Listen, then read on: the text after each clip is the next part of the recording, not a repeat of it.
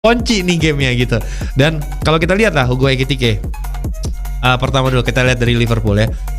Kalian lihat nih, gak ada shot, zero goal, zero assist, zero chance created. Bahkan di pertandingan babak pertama itu gue ingat banget, itu 20-30 menit pertama itu touch Liverpool di area penalti lawan Arsenal itu 0. Jadi nggak ada touch bola di area penalti Arsenal selama 30 menit teman-teman. Segitu bagusnya defensifnya. Sebaliknya Arsenal tuh 7 kali udah masuk ke dalam area penaltinya Liverpool di 30 menit pertama gitu. Saking ngoncinya ini game. Ini yang benar-benar defines ketika tim ada urutan 1 ketemu tim urutan kedua, dua tim dengan kekuatan yang sama dan berjuang untuk juara ketemu. That's the game that you are going to get gitu.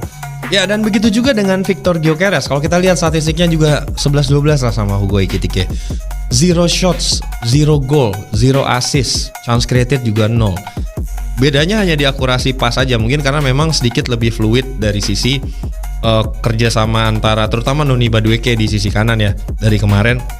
Dan ketika Odegaard masuk menggantikan Mikel Merino, lebih sedikit ada dapat bola lah Gyökeres ini, karena di babak pertama nih hampir nggak ada kontribusi sama sekali gitu seorang Gyökeres. Ya, dan kalau kita lihat dari statistik kedua tim di pertandingan ini tuh memang overall ball possession tuh lebih didominasi oleh Liverpool, dan ada 9 shots yang dilepaskan oleh Liverpool banding 11. Nah, yang menarik ini memang satu hal yang mau gue highlight adalah set piece-nya Arsenal nih nggak bagus di pertandingan ini. Gue nggak tahu kenapa. Delivery Declan Rice secara khusus itu banyak ngaconya. Jadi despite mereka punya 8 corner, nggak ada yang berbuat jadi gol.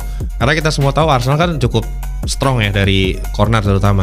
Tapi delivery-nya tuh bener-bener kayaknya 3 deh ada yang ngaco gitu. Jadi mungkin nggak adanya Odegaard juga berpengaruh ya di situ ya. Dan sekarang setelah pertandingan itu kita lihat dulu kutipan dari kedua manajer. Arne Slot dalam kemenangan ini bilang, di babak kedua kami menekan Arsenal dengan sangat baik. Jadi menurutku setelah 45 menit kami bermain sedikit lebih baik daripada mereka, tetapi laga ini sangat seimbang.